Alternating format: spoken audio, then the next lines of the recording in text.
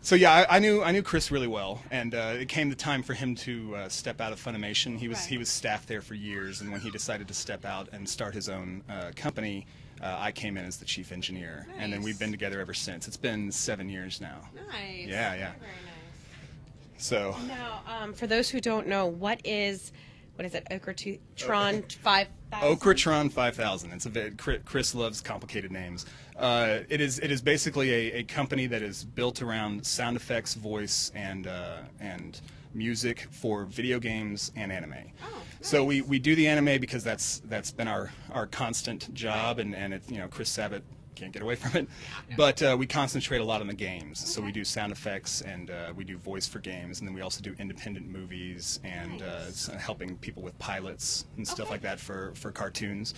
So, we've done all kinds of stuff, everything from all the anime that I'm sure everybody's aware of, but we also have done, Comic Jumper, the video game, and Explosion Man, and other things that are really popular in XBLA, things like that, yeah. Nice. Now, how is it to work with Chris Sabat? Oh, man, this is an awkward thing to say on camera. No, it's Come on. It's great. He's a great guy. He's a really nice guy. If anything, the best thing that I could say about Chris is that he always trusts the people who work for him. He's not a micromanager. He's never following you around and making sure that you're doing your thing. You have a discussion at the beginning of a project, and that's your job, and he trusts everybody who works with him and doesn't get involved. And sometimes that's the problem with production. Some guys, they feel like they always know how to do it best, and they kind of get their fingers into the pie, and he knows. That gets frustrating. It's like you hired me to do a job, let me do my job. Absolutely. And that's good. And so he knows he hires the right people, and then he just lets them do their thing, and then but when he's there, his contribution, couldn't be missed. So he knows this stuff inside and out. He's an absolute pro. So can't complain.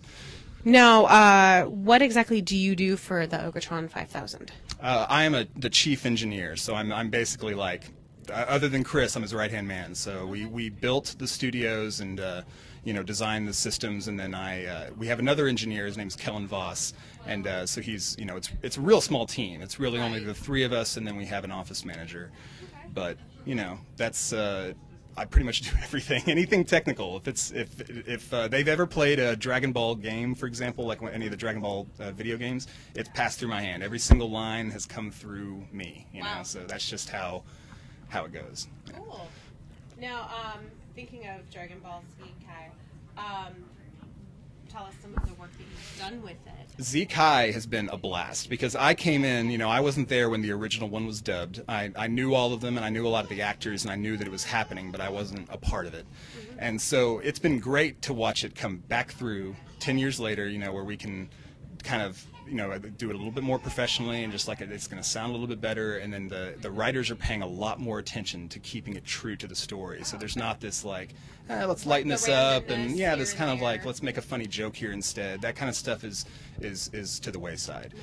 So they're doing it right, and that's what it feels really good to be part of that. And you really hope that the fans pick up on it, that because Kai, I think it's still a little bit of a mix of whether people are enjoying Kai or Z. Like there's the hardcore Z fans and stuff.